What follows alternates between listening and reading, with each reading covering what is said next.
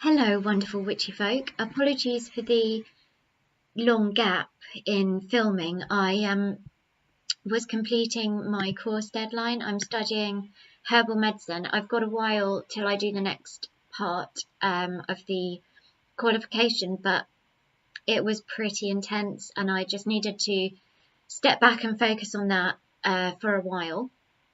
But I'm back now. And I'm quite sporadic anyway, let's be honest, so hopefully it wasn't too much of an issue. So we can see that for many witches, contacting ancestors is about contacting crafters of our craft, those who've lived the life of witch before us, or those who are yet to be and will follow us on earth and have this information to share with us. Now, this can be helpful for us coming from, a place where we don't want to particularly contact family, or perhaps we do, but we might be finding that harder to deal with at the moment. So it can be really helpful to think of ancestry in terms of this witch ancestry. Now, for this contact, you don't need a specific name. Some people do like to use a specific name. They like to call on people who were perhaps part of establishing the modern craft, or those who are known for witchcraft or as cunning folk. So examples of this would be Robert Cochrane, Victor Anderson, Cecil Williamson, Tammy Blee, or Biddy Early, for example.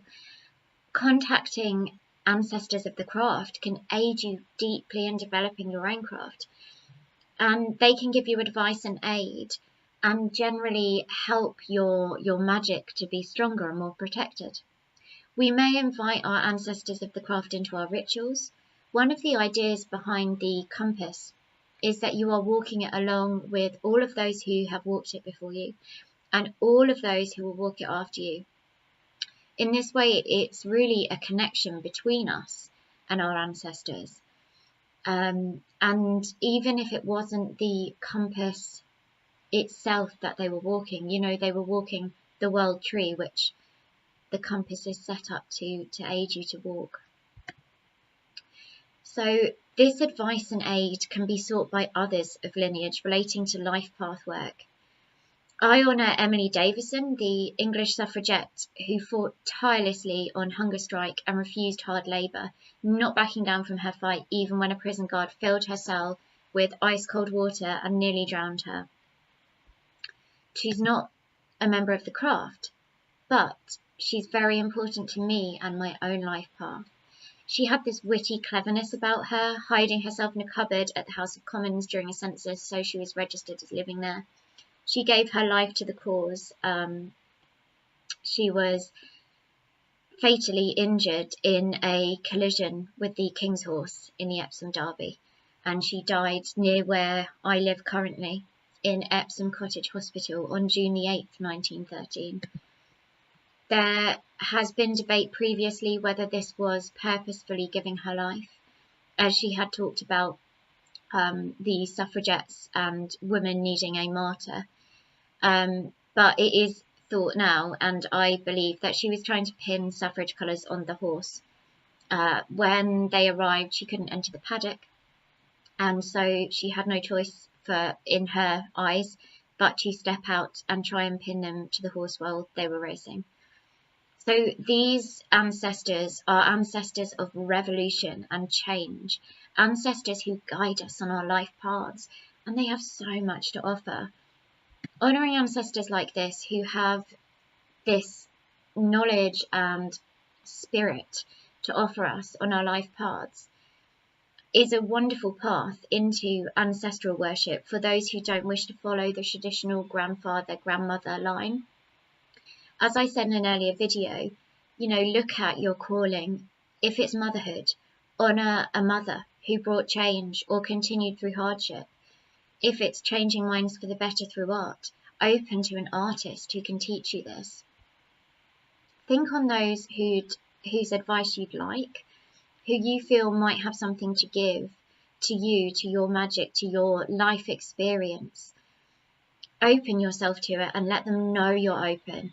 You might ask for someone to step forward in a dream, or perhaps for a confirmation of whether to work with one particular person, or if another ancestor is perhaps waiting for your contact instead.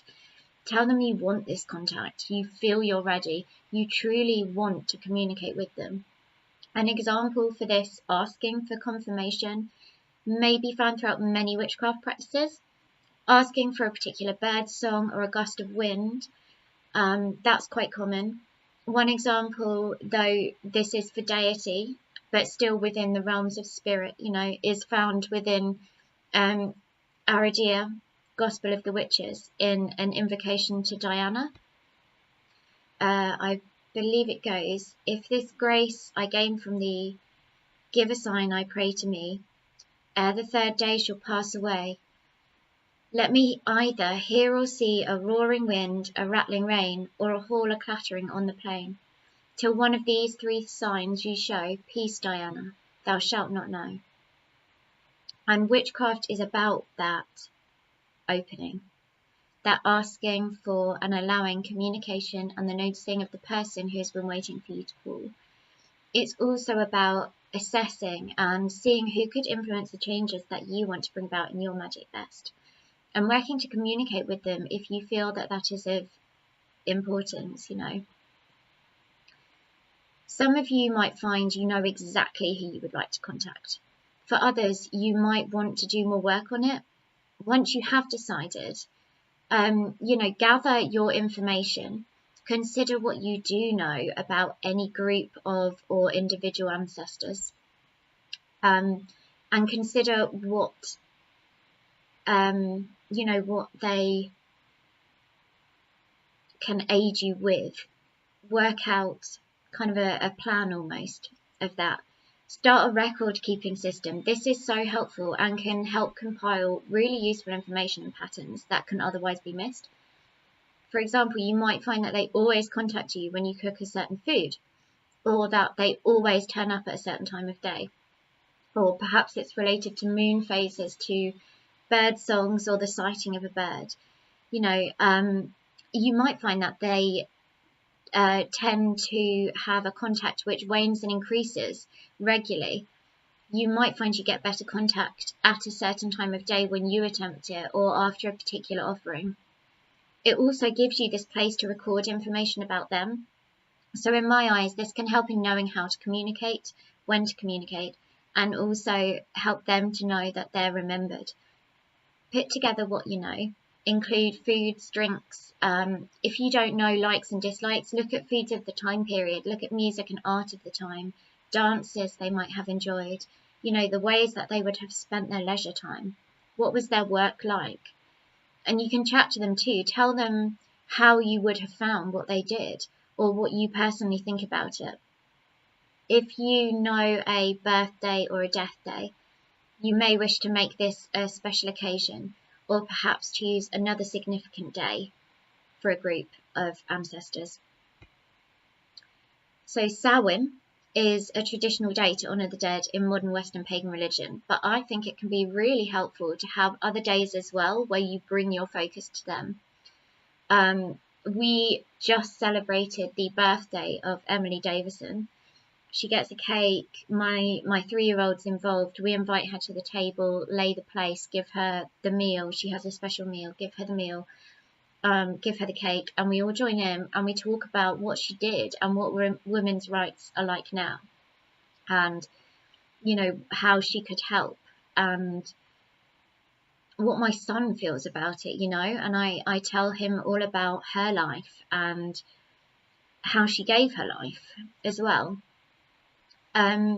So I think days like that can really bring something out, make you close to the ancestors in a way that, although Samhain does do that, it's such a general day that having this private day makes it more personal in many ways.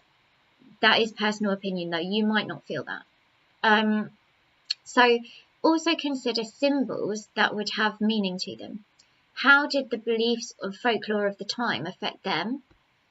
You might want to create an artistic focus point to help you connect with them, a collage or a painting. Think about what you have that connects to them. You know, this may be something given to you if you knew them. It may be something you can access, such as a name, a photo, an object from their time period. Even, you know, blessing a coin that would have been around at the time period. There are so many different things that you can kind of do that helps you to connect. It may be that you also focus on what questions you have that you'd like answered, and kind of really base your contact around them. You know, if you want to know more about herb lore, can you contact them in your herb garden? Can you go out into a forest and ask them to aid you to find something in particular? And then you can kind of practice the connection and the feeling of being led by them to something. So you could find objects related to this that tell you they wish to help you in seeking ancestral contact. A bone, perhaps, a particular stone. If you'd like to begin an altar, that can be useful. You may want separate ones for ancestors of craft and ancestors of other groups, perhaps of, you know, adopted family, perhaps friends, perhaps life path ancestors. You may wish to split that. Or you may add it to your main working altar and simply leave offerings in that space. Or you may even leave offerings at an empty place at the table. We don't have huge amounts of space, and I am we have like a very mini kind of shrine at the moment, but there are people in my house regularly at the moment who I don't feel would be very happy with the things that I would like to put out, and so I'm having to hold off. And I know it's only for a limited time period, and my ancestors know this, and then I will be able to kind of do what I would like. But we do have limited space as well, so it is quite difficult for us to find areas and space where we can have that kind of, you know, we're not the kind of people that have a spare room to put it in, and because we've got a young child, it's not appropriate to then have, you know, like a low floor altar, which is what I would like at some point.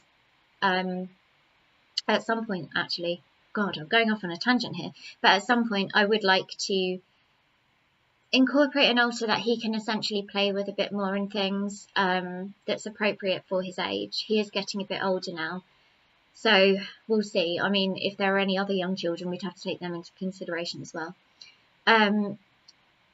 So do what feels right to you, essentially. You know, if you don't have the space, if you've only got, if you're in a bedsit or in a tent, just find a space, or have a coaster that is dedicated to them that you can then put down, put a mug of tea on, you know, and you're off. You know, have a photo in your wallet instead, or on a key ring. There are so many ways to kind of incorporate it if you just don't have a lot of space.